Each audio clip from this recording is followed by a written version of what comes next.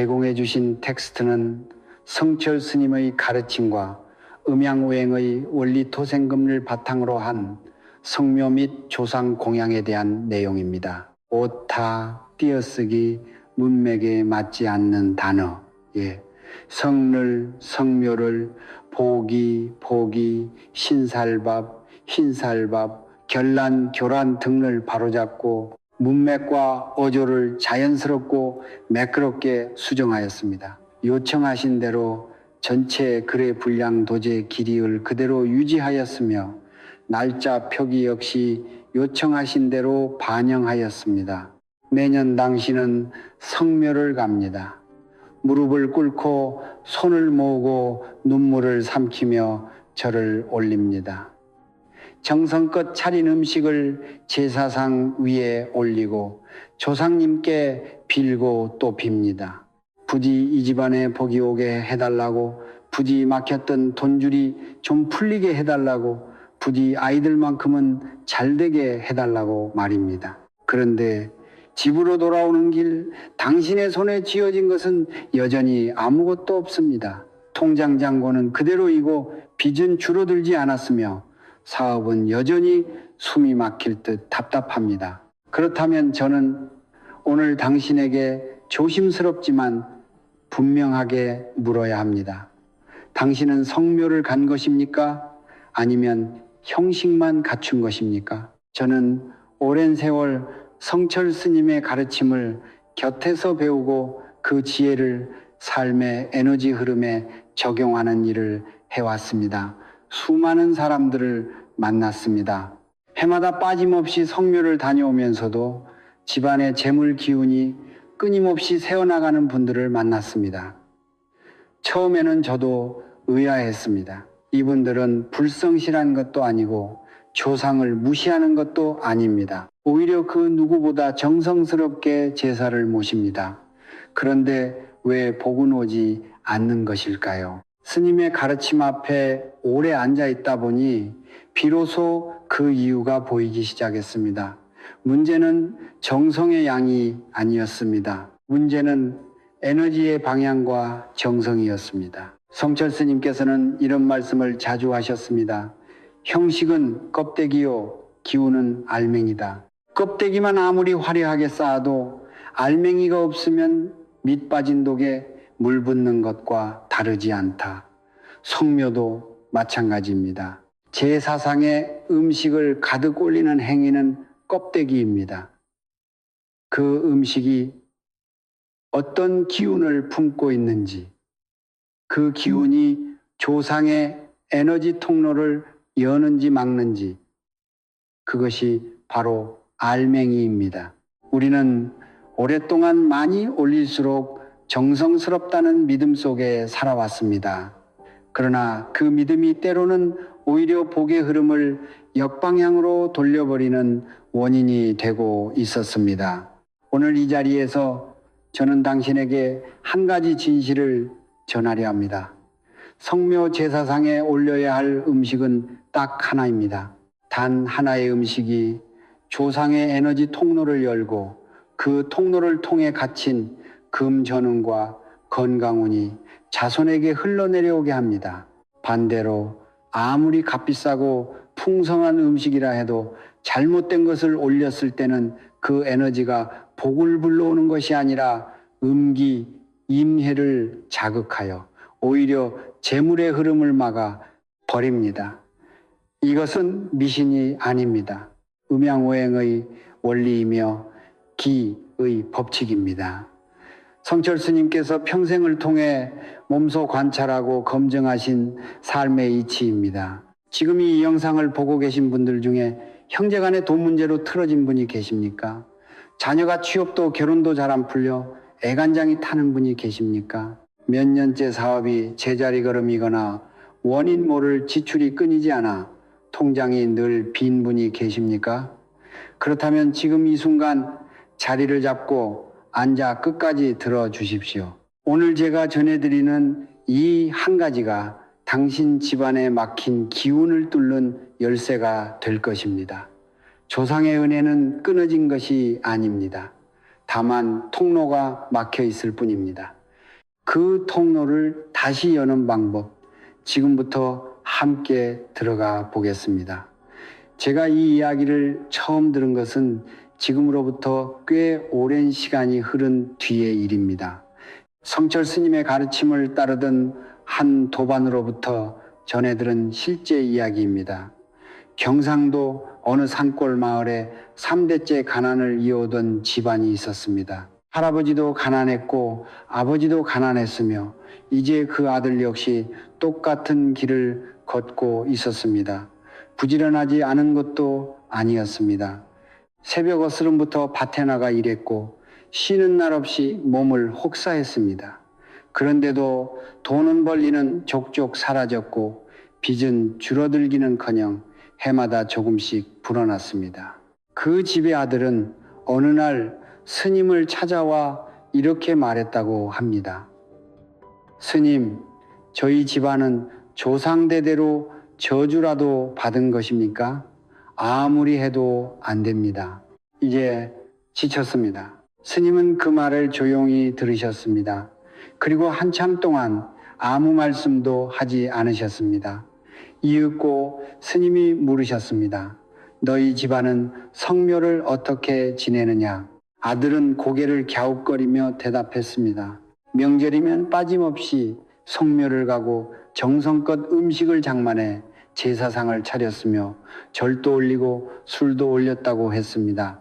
심지어 남들보다 더 많은 음식을 올리려고 무리해서 장을 보기도 했다고 했습니다. 스님은 그 말을 듣고 나서 가만히 고개를 끄덕이셨습니다. 그리고 말씀하셨습니다. 그것이 문제구나. 그 한마디에 아들은 눈이 커졌습니다. 더 많이, 더 정성스럽게 올리는 것이 문제라니 이해할 수가 없었습니다. 스님은 이렇게 설명하셨습니다. 조상의 묘는 단순한 무덤이 아니다. 그것은 살아있는 기운의 통로다. 그 통로에 무엇을 바치느냐에 따라 통로가 열리기도 하고 막히기도 한다. 네가 올리는 음식들 중에는 강한 음기를 품은 것들이 섞여 있다. 그 음기가 조상의 에너지를 자극하는 것이 아니라 오히려 통로를 틀어막고 있는 것이다. 정성은 가득하되 방향이 잘못되어 있었던 것이다. 그 집안 아들은 그날 이후 스님의 말씀대로 성묘 방식을 완전히 바꾸었습니다. 올리는 음식의 종류를 단순하게 줄이고 딱 하나의 핵심 음식만 정성껏 준비하기 시작했습니다. 처음에는 오히려 더 초라해 보이는 제사상이 불안하기도 했습니다. 그러나 그로부터 불과 몇 달이 지나지 않아 묘하게도 집안의 흐름이 달라지기 시작했습니다. 오랫동안 끌어오던 땅 문제가 예상치 못하게 해결되었고 막혀있던 대출 심사가 통과되었으며 취업 준비 중이던 큰아들이 마침내 일자리를 얻었습니다. 물론 우연일 수도 있습니다. 그러나 저는 수십 년간 이와 비슷한 사례를 너무나 많이 목격해 왔습니다. 방식을 바꾼 이후 집안의 기운이 달라졌다는 이야기는 이 한 집안만의 이야기가 아닙니다. 스님의 가르침을 따라 조상 공양의 에너지를 바로잡은 수많은 집안들이 공통적으로 전하는 이야기입니다. 이것이 과학인지 신앙인지 따지는 것은 중요하지 않습니다. 중요한 것은 그것이 실제로 작동한다는 사실입니다. 성철 스님께서는 언제나 이렇게 말씀하셨습니다.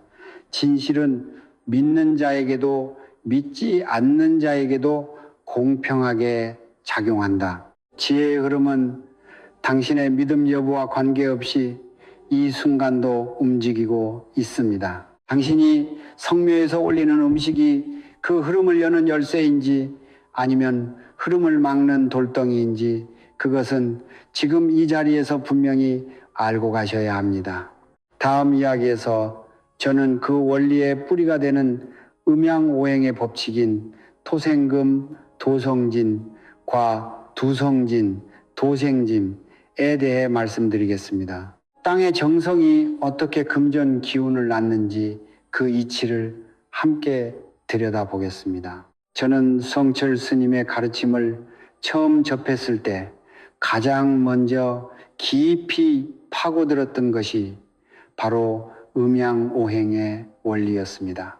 많은 분들이 오행을 어렵게 생각하십니다. 念火火天金수水以他堂那恰卡马其苦송차 샤창 총차. 그러나 스님께서는 언제나 이렇게 말씀하셨습니다.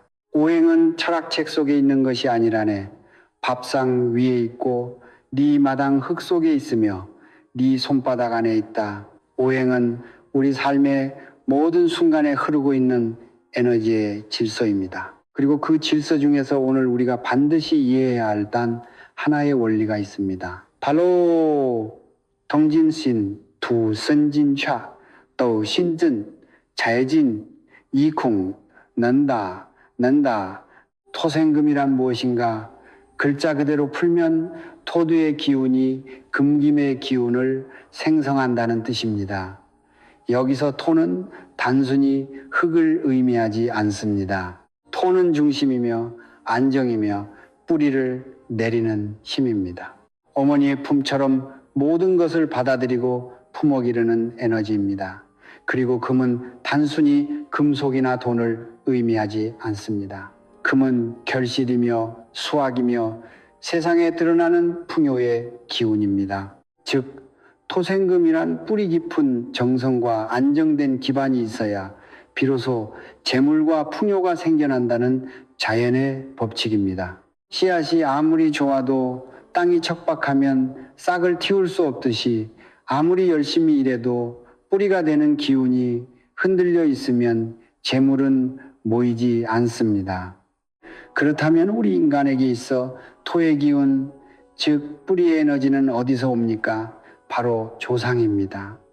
조상의 묘는 문자 그대로 땅속에 있습니다. 토의 기운이 가장 농밀하게 집약되어 있는 공간입니다.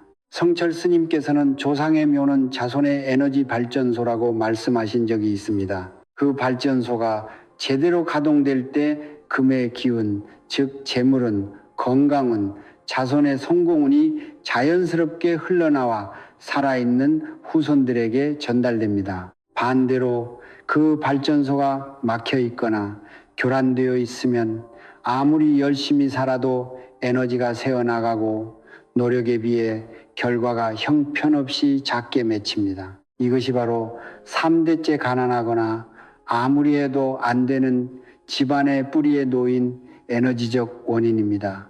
여기서 성묘가 갖는 진짜 의미가 드러납니다. 성묘는 단순히 조상에게 인사를 드리러 가는 행위가 아닙니다. 조상의 토 기운을 깨우고 그 에너지 통로를 정화하여 금의 기운이 자손에게 막힘없이 흘러내려올 수 있도록 통로를 여는 의식이기도 합니다. 이 의식이 제대로 이루어질 때 비로소 토생금의 법칙이 작동합니다. 그러므로 성묘에서 무엇을 올리느냐는 단순한 음식 선택의 문제가 아닙니다. 그것은 조상의 에너지 통로에 어떤 기운을 흘려보내느냐의 문제이며 그 기운이 통로를 열 것인지 막을 것인지를 결정하는 핵심 변수입니다.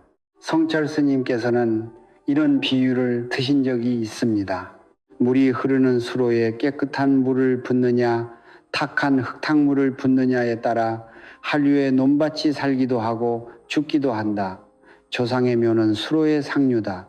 그 상류에 무엇을 바치느냐가 하류에 사는 자손들의 삶을 결정한다. 이 말씀이 제 가슴에 오래 남아 있습니다. 우리는 흔히 내 삶이 나의 노력만으로 결정된다고 생각합니다. 그러나 에너지의 관점에서 보면 우리는 조상이라는 거대한 뿌리로부터 끊임없이 기운을 공급받으며 살아가고 있습니다. 그 뿌리를 건강하게 유지하는 것, 그것이 바로 성묘가 갖는 진짜 힘입니다. 이제 당신은 왜 성묘가 중요한지, 그리고 그 성묘에서 올리는 음식이 왜 단순한 음식이 아닌지를 이해하셨을 것입니다. 토가 건강해야 금이 납니다. 뿌리가 깊어야 열매가 풍성합니다. 조상의 기운이 열려야 자손의 재물운이 흐릅니다. 그렇다면 과연 그 통로를 여는 단 하나의 음식은 무엇인가? 이제 그 핵심으로 들어갈 시간입니다. 드디어 많은 분들이 기다리셨던 이야기를 할 시간이 되었습니다. 성묘 제사상에 올려야 할 단 하나의 음식. 저는 이것을 처음 스님께 들었을 때 솔직히 말씀드리면 너무 단순해서 오히려 당황했습니다. 이렇게 단순한 것이 그토록 강력한 기운을 품고 있다는 것이 선뜻 믿어지지 않았습니다. 그러나 스님께서는 언제나 이렇게 말씀하셨습니다. 진리는 복잡한 곳에 숨어 있지 않다. 가장 단순한 것 속에 가장 깊은 기운이 담겨 있다. 그 말씀이 옳았습니다. 세월이 흐르고 수많은 사람들의 사례를 지켜보면서 저는 그것이 진실임을 거듭 확인했습니다. 그 단 하나의 음식은 바로 흰쌀밥 혹은 정화수 징화수의 한 그릇입니다. 왜 흰쌀밥인가? 쌀은 동양문화권에서 수천 년 동안 생명 그 자체를 상징해온 곡물입니다. 그러나 풍수와 기의 관점에서 흰쌀밥이 갖는 의미는 그보다 훨씬 깊습니다. 흰쌀밥은 오행 중 토도의 기운을 가장 순수하게 담고 있는 음식입니다. 땅에서 자라고 땅의 기운을 흡수하며 익어가는 쌀은 그 본질이 토에너지 그 자체입니다. 껍질을 벗겨 하얗게 도정한 쌀밥은 불순물이 제거된 순수한 토의 정수입니다. 이 순수한 토의 기운이 조상의 묘에 받쳐질 때 그것은 마치 메마른 뿌리에 맑은 물을 주는 것과 같은 작용을 합니다. 조상의 에너지 통로가 부드럽게 열리고 그 통로를 통해 금의 기운, 즉 재물운과 건강운이 자손에게로 흘러내려오기 시작합니다. 이것이 도생금과 두성진의 원리가 성묘에서 실현되는 방식입니다. 정화수는 또 어떠합니까? 정화수는 이런 새벽 아무도 손대지 않은 샘물을 길어 올린 것입니다. 오염되지 않은 순수함 그 자체가 정화수의 본질입니다. 오행으로 보면 정화수는 수세의 기운을 품고 있지만 그 순수함으로 인해 토의 안정된 기운과 아름답게 조화를 이룹니다. 흙과 물이 만나야 씨앗이 싹을 틔우듯 정화수는 조상의 토기운을 부드럽게 적셔 에너지의 흐름을 원활하게 만들어줍니다. 스님께서는 정화수 한 그릇에는 1000마디 말보다 깊은 정성이 담긴다고 하셨습니다. 물질의 화려함이 아니라 마음의 순수함이 기운을 움직이는 것임을 이 말씀은 전합니다. 그렇다면 이 음식을 올리는 방법과 마음가짐은 어떠해야 합니까? 첫째, 반드시 당일 아침 직접 지은 밥이어야 합니다. 전날 남은 밥이나 즉석밥은 이미 기운이 식고 흩어진 상태입니다. 조상의 통로에 바치는 에너지는 살아있는 기운이어야 합니다. 갓지어 김이 모락모락 피어오르는 흰쌀밥, 그 따뜻한 기운 속에 생명의 토 에너지가 온전히 살아 숨쉬고 있습니다.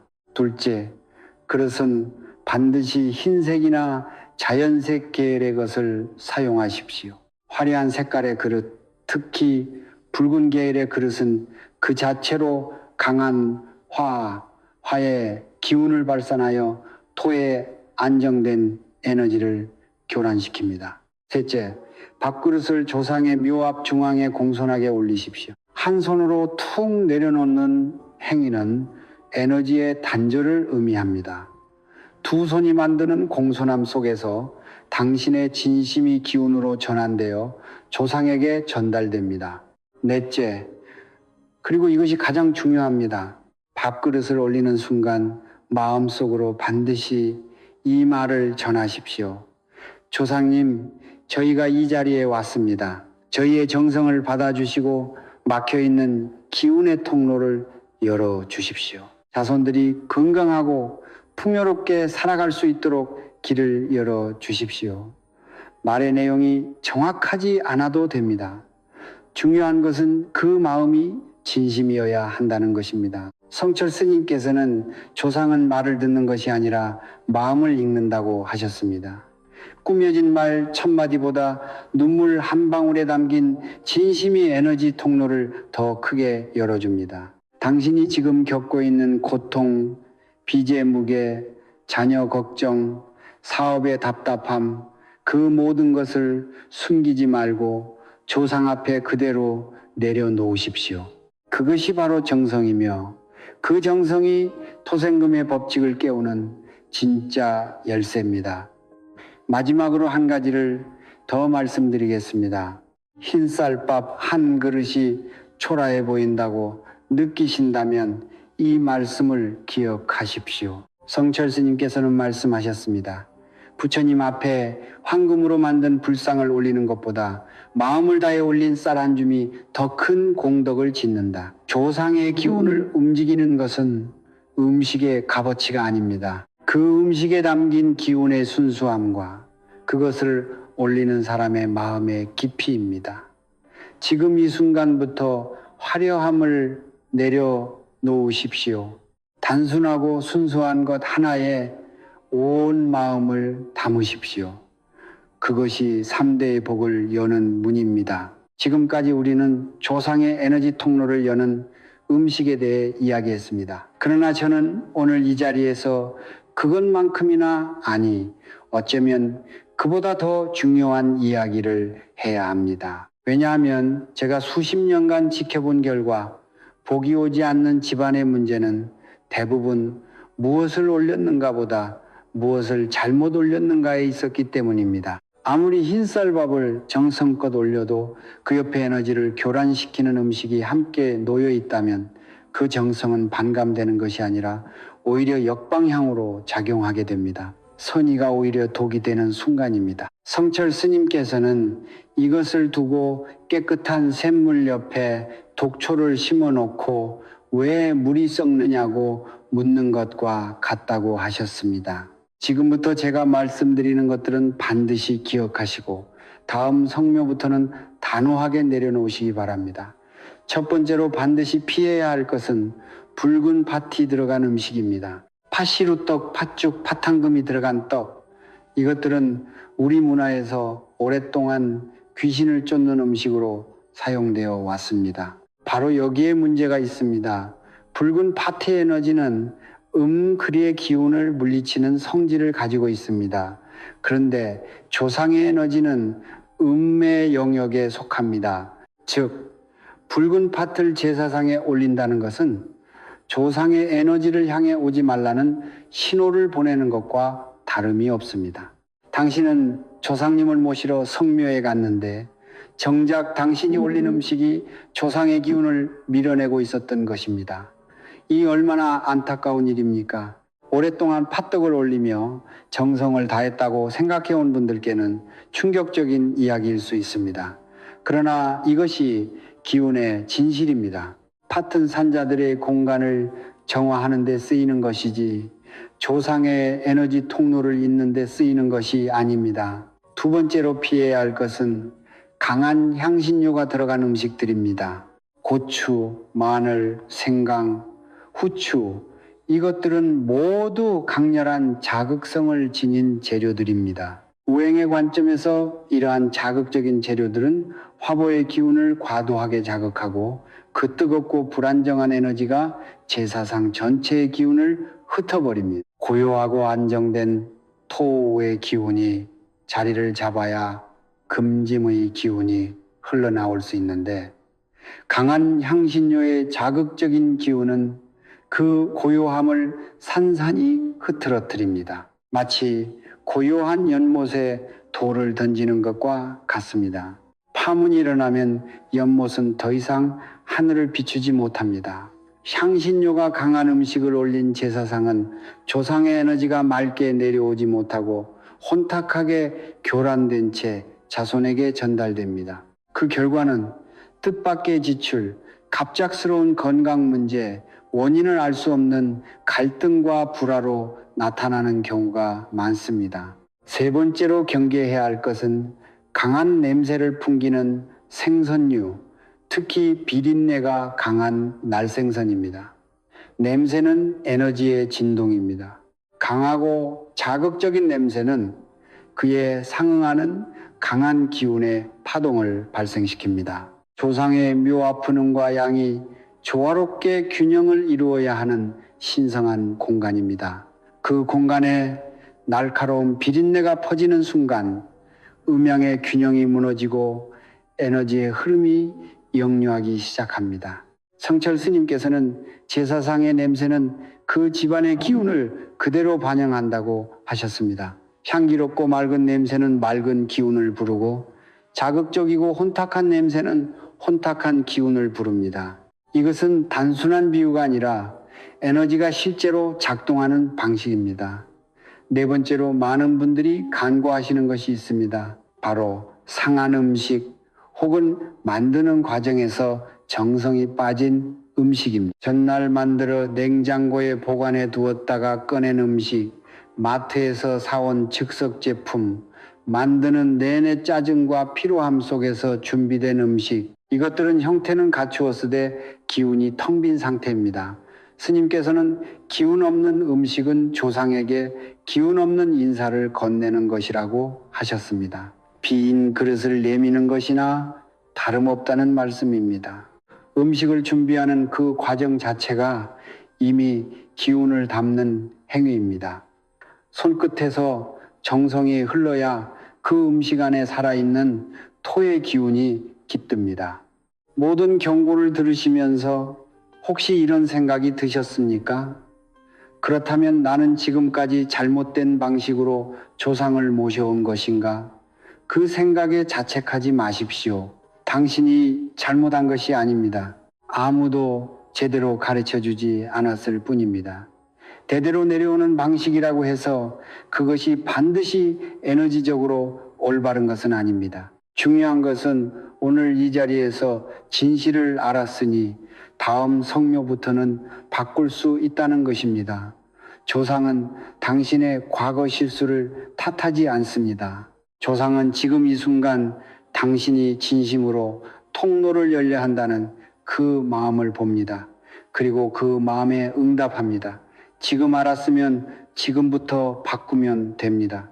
그것이 전부입니다. 지금까지 우리는 왜 성묘가 단순한 인사가 아닌 에너지 의식인지, 어떤 음식이 통로를 열고 어떤 음식이 통로를 막는지에 대해 이야기했습니다. 이제는 아는 것을 실제로 삶에 옮길 시간입니다. 성철 스님께서는 항상 이렇게 말씀하셨습니다. 아는 것과 행하는 것 사이의 거리가 곧 그 사람의 운명을 결정한다. 아무리 깊은 진리를 들어도 실천하지 않으면 그것은 바람 속에 흩어지는 말에 불과합니다. 반대로 단 하나의 작은 실천이 수십 년간 막혀있던 기운의 통로를 여는 열쇠가 될 수 있습니다. 오늘 제가 말씀드린 세 단계 의식은 특별한 도구도 큰 비용도 필요하지 않습니다. 필요한 것은 오직 당신의 진심과 그 진심을 올바른 방향으로 흘려보내겠다는 의지뿐입니다. 다음 성묘날 이 세 가지를 그대로 따라해 보십시오. 첫 번째 단계는 성묘지에 도착하기 전 출발하는 순간부터 시작됩니다.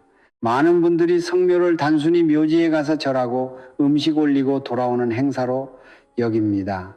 그러나 에너지의 관점에서 보면 성묘는 집을 나서는 그 순간부터 이미 시작됩니다. 출발 전 잠시 멈추어 서십시오. 눈을 감고 세 번의 깊은 호흡을 하십시오. 숨을 들이쉴 때는 감사함을 담으시고 내쉴 때는 원망과 불안과 조급함을 내보내십시오. 그리고 마음속으로 이렇게 말하십시오. 저는 오늘 조상님께 진심을 올리러 갑니다. 그 어떤 바람도 내려놓고 오직 감사함 하나만 가지고 갑니다.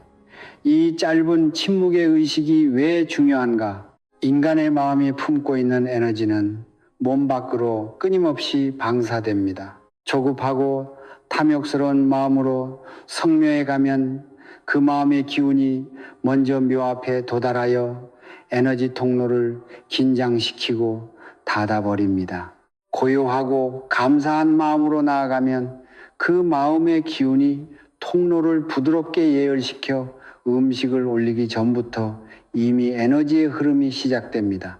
성철 스님께서는 묘에 도착하기 전에 이미 절반의 공양은 끝나 있어야 한다고 하셨습니다.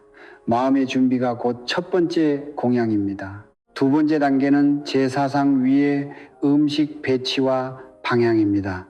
앞서 말씀드린 대로 흰쌀밥 혹은 정화수 한 그릇을 중심에 놓습니다. 이때 반드시 기억하셔야 할 것이 있습니다. 그릇의 위치는 묘비를 기준으로 정중앙 그리고 묘비와 가장 가까운 자리에 놓아야 합니다. 이것은 조상의 에너지 중심부와 가장 직접적으로 맞닿는 위치입니다. 에너지는 거리에 반비례 합니다. 중심에서 멀어질수록 기운의 전달력이 약해집니다. 그릇을 올릴 때는 앞서 말씀드린 대로 반드시 두 손으로 공손하게 그리고 천천히 내려놓으십시오. 서두르지 마십시오. 그 짧은 순간에 당신의 온 마음이 그릇을 통해 흘러 들어가야 합니다. 그릇을 내려놓은 뒤에는 바로 일어서지 말고 잠시 그 자리에 머물며 조용히 눈을 감으십시오. 그리고 조상의 이름을 마음속으로 한번 불러드리십시오. 이름을 모른다면 저희 조상님이라고 해도 충분합니다. 이름을 부르는 행위는 에너지적으로 연결의 다리를 놓는 것과 같습니다. 그 다리 위로 토생금의 기운이 흐르기 시작합니다. 세 번째 단계는 성묘를 마치고 집으로 돌아온 뒤에 이루어집니다. 많은 분들이 성묘를 마치고 집에 돌아오면 모든 것이 끝났다고 생각합니다. 그러나 의식은 그 이후에도 이어집니다. 집에 돌아오면 가장 먼저 현관에서 손을 씻으십시오. 이것은 단순한 위생의 문제가 아닙니다. 묘지에서 가져온 외부의 기운을 정화하고 조상으로부터 받아온 상생의 에너지를 집안에 안착시키기 위한 경계의 의식입니다. 손을 씻으며 마음속으로 이렇게 말하십시오. 조상님의 은혜를 이 집안으로 모셔옵니다. 그 다음 집안의 창문을 잠시 열어 환기를 시키십시오. 신선한 바깥 공기가 집안으로 들어오면서 정체되어 있던 기운이 순환하기 시작합니다. 환기 후에는 밥상 위나 식탁 위에 깨끗한 물 한 컵을 올려놓으십시오. 이 물 한 컵은 성묘에서 열린 에너지 통로를 통해 흘러들어온 기운이 집안의 자리를 잡도록 돕는 그릇의 역할을 합니다. 물은 기운을 담는 그릇입니다.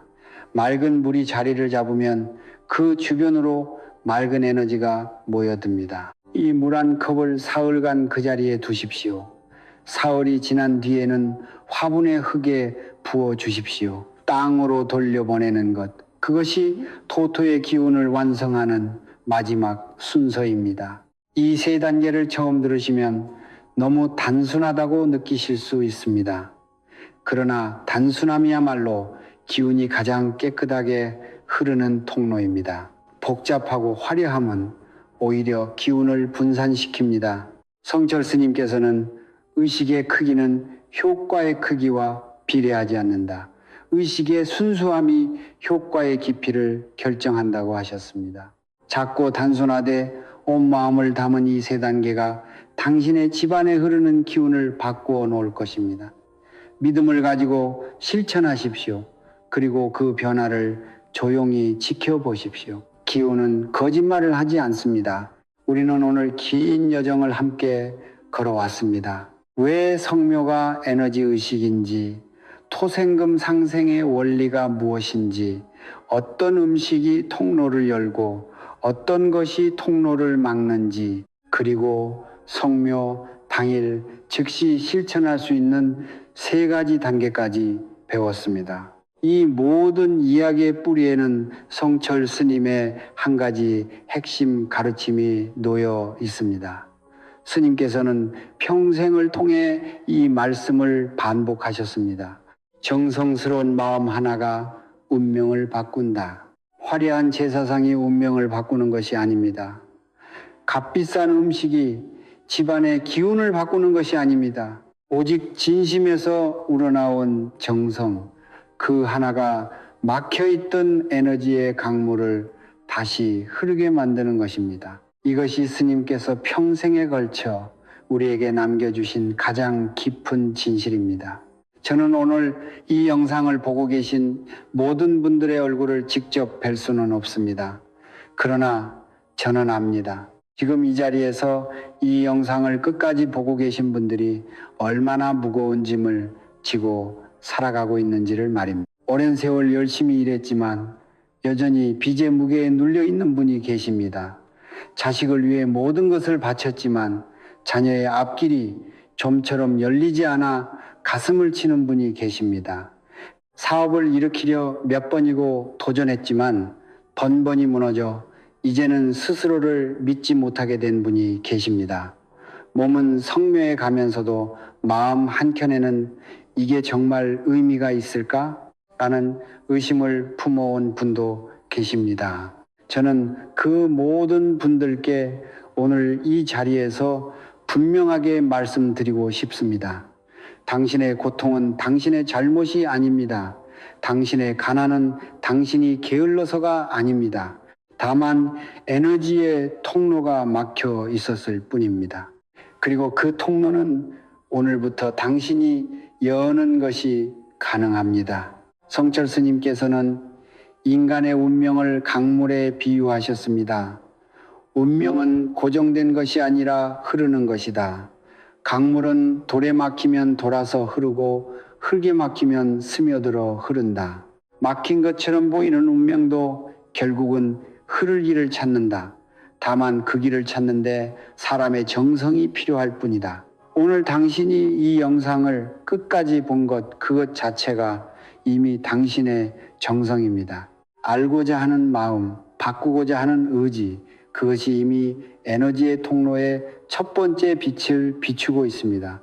당신은 오늘 이미 시작한 것입니다. 이제 저는 오늘 이 자리에서 여러분 한 분 한 분을 위해 축원을 올리겠습니다. 금전 문제로 어려움을 겪는 분이 계시다면 조상의 토생금 기운이 그분의 재물 통로를 활짝 열어 예상치 못한 곳에서 해결의 실마리가 찾아오기를 빕니다. 자녀의 취업과 결혼이 걱정되는 부모님께는 조상의 은혜가 자손에게 대를 이어 흘러내려가 자녀들의 발걸음 앞에 밝은 길이 열리기를 빕니다. 가업이 막혀 답답한 분들께는 긍정의 기운이 새로운 방향으로 물길을 내어 뜻밖의 인연과 기회가 문을 두드리기를 빕니다. 몸이 아프고 지쳐있는 분들께는 조상의 건강운이 흘러내려와 그분의 몸과 마음의 생기가 돌아오기를 진심으로 빕니다. 그리고 오랜 외로움과 상처로 인해 마음이 닫혀있는 분들께는 조상의 따뜻한 기운이 그 닫힌 마음의 문을 부드럽게 두드려 다시 세상을 향해 열릴 수 있기를 빕니다. 오늘 이 영상이 당신에게 닿은 것은 우연이 아닙니다. 에너지는 필요한 사람에게 필요한 순간에 닿습니다. 당신이 이 영상을 보게 된 것은 당신의 조상이 이미 당신에게 통로를 열어주려 하고 있다는 신호일 수 있습니다. 그 신호를 흘려보내지 마십시오. 오늘 배운 것을 다음 성묘에서 단 하나라도 실천해 보십시오. 흰쌀밥 한 그릇, 두 손으로 공손하게 진심 하나 담아서 올리는 것, 그것으로 충분합니다. 그 단순한 행동 하나가 당신 집안의 3대에 걸쳐 흐를복의 물길을 여는 시작점이 될 것입니다. 이 영상이 도움이 되셨다면 지금 바로 채널을 구독해 주십시오. 구독은 단순한 버튼 클릭이 아닙니다. 스님의 가르침을 이어받아 더 많은 사람들에게 이 진실을 전하겠다는 당신의 뜻을 담은 행동입니다. 그 뜻 자체가 공덕이 되어 당신에게 돌아옵니다. 좋아요를 눌러주시고 이 영상을 당신 주변에 힘든 분들께 나누어 주십시오. 가족 중에 돈 문제로 힘들어하는 분, 성묘를 앞두고 마음이 무거운 분, 삶이 막혀 있다고 느끼는 분께 이 영상을 전해 주십시오. 나누는 행위 자체가 씨앗입니다. 그 씨앗이 땅에 떨어지면 토생금의 법칙에 따라 반드시 열매를 맺습니다. 댓글란에 지금 이 순간 당신의 마음속에 담긴 소원을 적어 주십시오. 2026년 소스일 우리 가족 모두 건강하고 풍요롭게 살겠습니다. 그 한 줄의 고백이 에너지적으로 당신의 소원을 이 세상에 선언하는 행위가 됩니다. 선언된 소원은 이루어집니다. 성철 스님께서는 말씀하셨습니다. 입 밖에 낸 말은 허공에 사라지는 것이 아니라 우주의 기운 속에 새겨진다.